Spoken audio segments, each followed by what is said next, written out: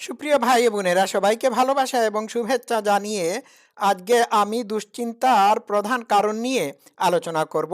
আপনারা আমার সাথে শুরু থেকে শেষ পর্যন্ত থাকুন। দেখুন, আমাদের দুশ্চিন্তা বা অ্যাংজাইটি এমন সব জিনিস নিয়ে থাকে যেগুলো আমাদের নিয়ন্ত্রণের বাইরে। আহ, আমাদের নিয়ন্ত্রণের ভিতরে কিছু জিনিস রয়েছে, কিছু জিনিস রয়েছে বাইরে। ঠিক আছে?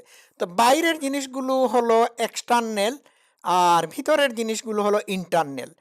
তো আমাদের ভিতরের বা ইন্টারনাল জিনিসগুলো হলো আমাদের চয়েস, আমাদের ডিসিশন মেকিংয়ের ক্ষমতা, আমাদের ইচ্ছা অনিচ্ছা, অনীহা, এগুলো আমাদের ব্যবহার, আচার আচরণ, রেসপন্স, এগুলো হলো আমাদের ইন্টারনাল জিনিস। এগুলো আমাদের মধ্যে রয়েছে, এগুলো আমরা কন্ট্রোল করতে পারি। আর কন্ট্রোলের বাইরে যেগুলো রয়েছে সেগুলো হলো আবহাওয়া, ট্রাফিক, ওয়েদার,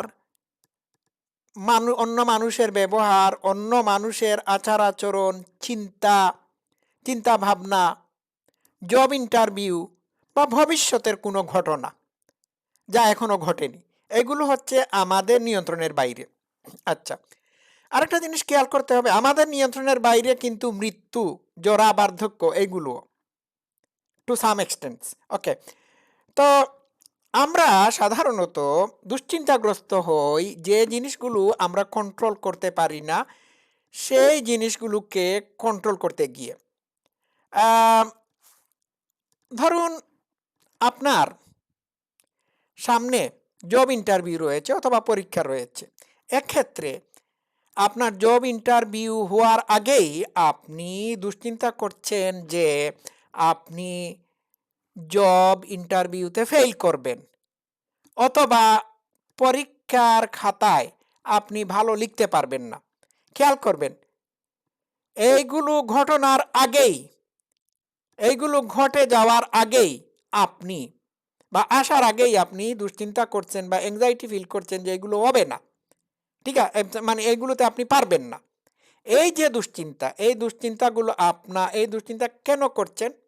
কারণ হচ্ছে আপনি আপনার নিয়ন্ত্রণের বাইরে বা কন্ট্রোলের বাইরে যে জিনিসগুলো আছে সেই জিনিসগুলো নিয়ে আপনি আপনি এই মুহূর্তে টেনশন করা শুরু করে দিয়েছেন। এখন জব ইন্টারভিউর ক্ষেত্রে আপনি জব ইন্টারভিউতে কি প্রশ্ন আসবে সেটি আপনি জানেন না, এটি আপনার নিয়ন্ত্রণের বাইরে, আপনি প্রশ্ন বানাতে পারবেন না।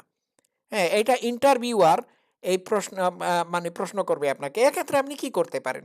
এক্ষেত্রে আপনার নিয়ন্ত্রণের ভিতর যেটি আছে সেটি করতে পারেন। আপনি জবে ইন্টারভিউ দেওয়ার ভালো করে প্রিপারেশন নিতে পারেন। পরীক্ষার হলে যাওয়ার আগে যে সাবজেক্টে আপনি পরীক্ষা দিবেন সেই সাবজেক্টে আপনি প্রচুর করে স্টাডি করে যেতে পারেন। কঠিন স্টাডি করে যেতে পারেন। এগুলো আপনার নিয়ন্ত্রণের ভিতরে। আচ্ছা, তো মানুষের আচার ব্যবহারও আপনার নিয়ন্ত্রণের বাইরে। আপনার ফ্যামিলিতে কেউ কিছু কিছু আচার আচরণ করে থাকে, এটি আপনার নিয়ন্ত্রণের বাইরে। এটি নিয়ে আপনি আহ, মানে দুশ্চিন্তাগ্রস্ত হচ্ছেন, আপনি আপসেট হচ্ছেন। তো আপনি কেন আপসেট হবেন? এটা তো আপনার নিয়ন্ত্রণের বাইরে। আপনার নিয়ন্ত্রণের ভিতর বড় জোর হতে পারে এইটাই যে আপনি হয় এটিকে ইগনোর করবেন, অথবা আপনি যে আপনার সাথে এই ধরনের আচার আচরণ করতেছে অথবা যার আচার আচরণ পছন্দের না, তাকে আপনি বস সোজা একটা উপদেশ দিতে পারেন বা অ্যাডভাইস দিতে পারেন। তো দেখা যাচ্ছে যে আমাদের নিয়ন্ত্রণের বাইরে অনেক জিনিস আছে। আমাদের নিয়ন্ত্রণের বাইরে হচ্ছে মানুষের আচার আচরণ। যেমন ধরুন, আপনার গৃহ পরিচারিকা কোনো ভুল না করুক, এটাই চান, চান না? তো এটিও এক ধরনের মানে দুশ্চিন্তার কারণ হতে পারে। আপনি চান যে আপনার গৃহ পরিচারিকা অথবা আপনার সন্তান কোনো ভুল না করুক। আম, এইরকম চিন্তা করে আপনি এটি প্রমাণ করতে চান যে ভুল যাতে না করাটা দোষ না হয়ে অন্য কোনো কিছু হয়ে যাক। সরি, ভুল করাটা দোষ না হয়ে অন্য কোনো কিছু হয়ে যাক। আপনার গৃহ পরিচালিকা অথবা সন্তান, স্ত্রী কোনো ভুল করলে আপনি এমন ভাবটা দেখান যে তাদের ভুল নামক দোষ না হয়ে অন্য কিছু হয়ে যাক, ঠিক না? তো এগুলো ছোটোখাটো জিনিস দুশ্চিন্তাকে কন্ট্রিবিউট করে। তো আপনি যদি চান যে আপনার বাসনা, আপনার ইচ্ছাগুলো অপূর্ণ না থাকুক, তাহলে এটিও আপনার নিজের ক্ষমতার মধ্যে রয়েছে, এটি আপনার নিয়ন্ত্রণের ভিতর রয়েছে। কিন্তু আপনার নিয়ন্ত্রণের ভিতরে নাই আপনার পছন্দ অপছন্দ, কাম্য বিষয় যদি অন্যের নিয়ন্ত্রণে থাকে। অন্যের নিয়ন্ত্রণে থাকলে পরে অন্য মানুষ আপনাকে আপনার পছন্দের জিনিস দিতেও পারে, আর আপনার প্রত্যাখ্যান করার জিনিসকে সে ইগনোর করতে পারে। তো এটি আপনার নিয়ন্ত্রণের ভিতর না। তো এইটা নিয়ন্ত্রণের ভিতর না, আপনি এটা নিয়ে টেনশন করতে পারবেন না। তো একটা কথা মনে রাখতে হবে, একজন মানুষের প্রভু বা মালিক সেই হয় যে তার পছন্দ অপছন্দ প্রত্যাখ্যান করার বিষয়কে দিতে পারে এবং নিতেও পারে। বিষয়টা বুঝতে পারছেন? তো এগুলো থেকে মুক্ত হতে হবে। আর আরেকটি কথা মনে রাখতে হবে, আমরা দুশ্চিন্তা করি আমাদের ছেলে সন্তান, আমাদের বিষয় সম্পত্তি নিয়ে। আমরা মনে করে থাকি এইগুলো হচ্ছে পার্মানেন্ট, ঠিক আছে?